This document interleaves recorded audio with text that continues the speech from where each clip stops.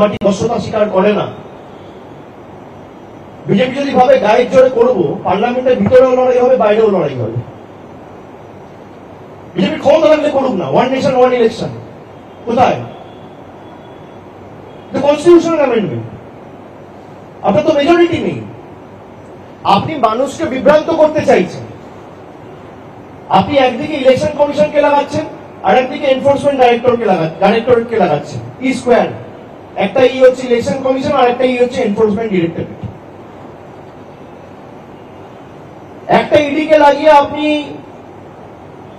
বিরোধী নেতাদের স্তব্ধ করতে চাইছেন, বিরোধী শূন্য করতে চাইছেন। আর একটা ইকে লাগিয়ে আপনি ভারতবর্ষের নাগরিকদের অধিকার ছিনিয়ে নিতে চাইছেন।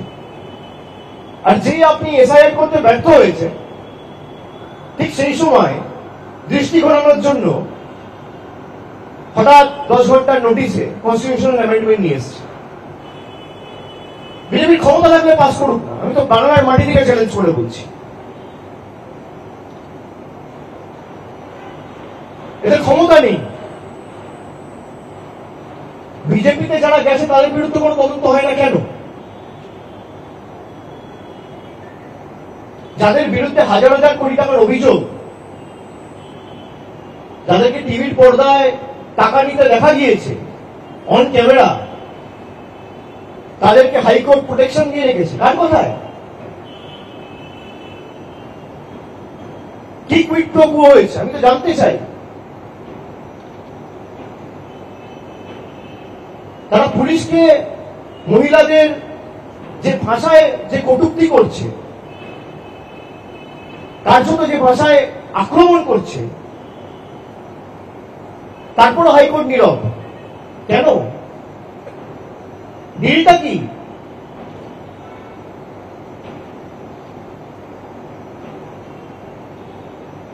আমার জন্য আইন এক, আর সে বিজেপি করে বলে তার জন্য আইন আর এক। আমরা তো দেশের নাগরিক।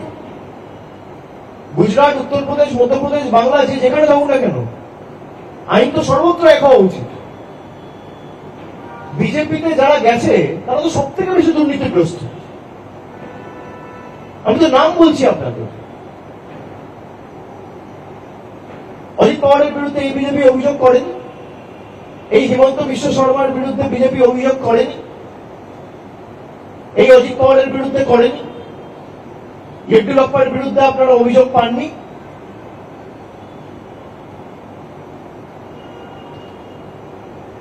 কটা তদন্ত হয়েছে এদের বিরুদ্ধে? আর যারা এদের কাছে বশ্যতা স্বীকার করেনি তাদেরকে শিক্ষা দিতে, তাদেরকে ধমকাতে, চমকাতে, আক্রমণ করতে ইডিসিবিআই লাগানো হচ্ছে। আমরা তো ইডিসিবিআই লড়েছি, আমার বিরুদ্ধে তো 6 বছর থেকে লড়ছি। তা আমার বিরুদ্ধে 6 বছর থেকে লড়ে তো একটা কেসে কোনো কিছু কেস ডায়েরি বারবার যাওয়ার পরে জমা নিতে পারেন, ক্ষমা চাইবে? 30 দিন যদি কেউ হেফাজতে থাকে তাকে পদত্যাগ করতে হবে। আরে সেটা কোন ঠিক করবে? আপনি কি? ভারতবর্ষের বিচার ব্যবস্থা নেই? আমি গিলটি না আমি ইনোসেন্ট, একটা কোথায় ডিসাইড? আইন আইনের মতো চলবে। আপনি আইনের ক্ষেত্রে হস্তক্ষেপ করছেন, আপনি কোর্টকে বুড়ো আঙুল দেখাচ্ছেন।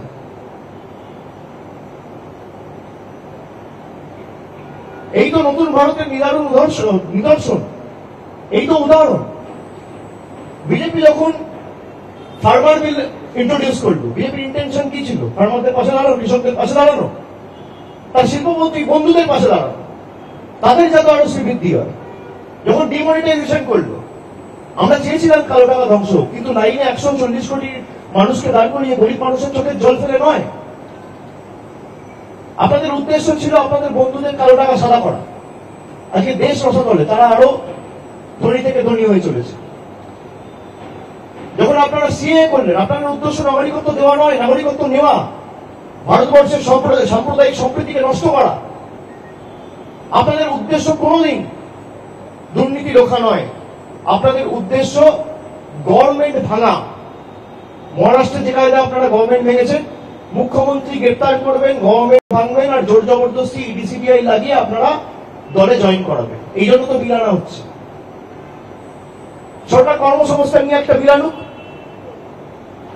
বাংলার 50 লক্ষ মানুষের বাড়ির টাকা আটকে রেখেছে, বিল আনুক। হাইকোর্ট বলে দেওয়ার পর 100 দিনের টাকা শুরু করার জায়গায় আবার হাইকোর্টের অর্ডারকে চ্যালেঞ্জ করে সুপ্রিম কোর্টে আপিল করেছে, তখন তো বিল আনার কথা মনে পড়ে না। জল জীবন মিশনে প্রায় হাজার হাজার কোটি টাকা রাজ্যের বন্ধ, তখন তো বিল আনার কথা মনে পড়ে না। জিএসটি করে বলেছিলেন দেশের অর্থনীতিকে শক্তিশালী করবেন, দেশের বকেয়া পাওনা আজকে হাজার হাজার কোটি টাকা রাজ্যের আটকে রেখে দিয়েছেন, তখন তো বিল আনার কথা মনে পড়ে না। বিরোধীদের স্তব্ধ করতে বিল আনার কথা মনে পড়ে। অন্য পার্টি আর তৃণমূলের মধ্যে পার্থক্য আছে। তৃণমূলের আজকে ওই 28 জন সাংসদ, বসিরহাটে আমাদের সাংসদ নেই, বসিরহাটে হাজি নুরুল প্রয়াত হয়েছে, ভয় ইলেকশনটাও করাতে পারবে, গোয়ারা হারবে বলে। মানুষকে ফেস করে না তো ভয় কেন? আমরা তো বলছি আপনারা এসআইআর করান না, কাশ্মীর থেকে কন্যাকুমারী এসআইআর করান, সরকারকে বলুন আগে ইস্তফা দিত। ভোটার লিস্টে যদি ইরেগুলারিটি থাকে আর ভোটার লিস্টে যদি গড়মিল হয় বা ভোটার লিস্টে যদি কোন রকম কোনো অবৈধ কিছু থেকে থাকে, তাহলে সরকারও তো অবৈধ। এই ভোটার লিস্টের নিরিখেই তো আপনি নির্বাচিত। ভোটার লিস্ট অবৈধ হলে আপনি অবৈধ। গভর্নমেন্ট ডিসলভ হোক, লোকসভা ডিসলভ হোক, গভর্নমেন্ট ডিজাইন করুক, আপনি এসআইআর করান, নতুন গভর্নমেন্ট, নতুন নির্বাচন হোক। আমরা তো মানুষকে ফেস করতে ভয় পাচ্ছি না। ডায়মন্ড হারবার নিয়ে আমার বিরুদ্ধে অ্যালিগেশন তোলা হয়েছিল দিল্লি থেকে প্রেস কনফারেন্স করিয়ে।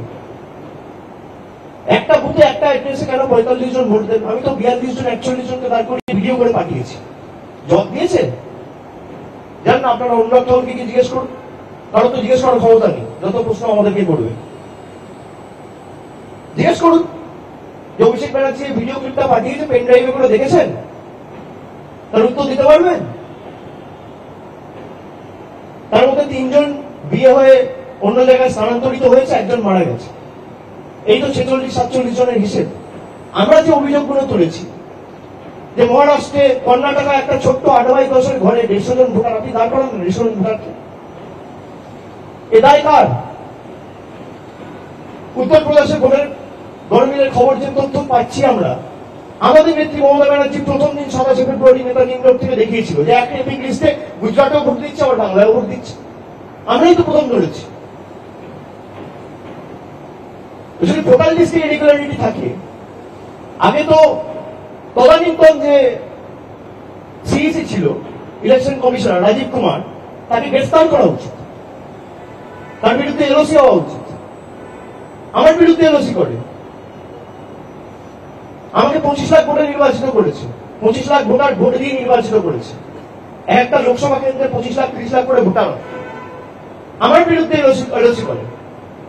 রাজীব কুমারের বিরুদ্ধে এলওসি করা উচিত।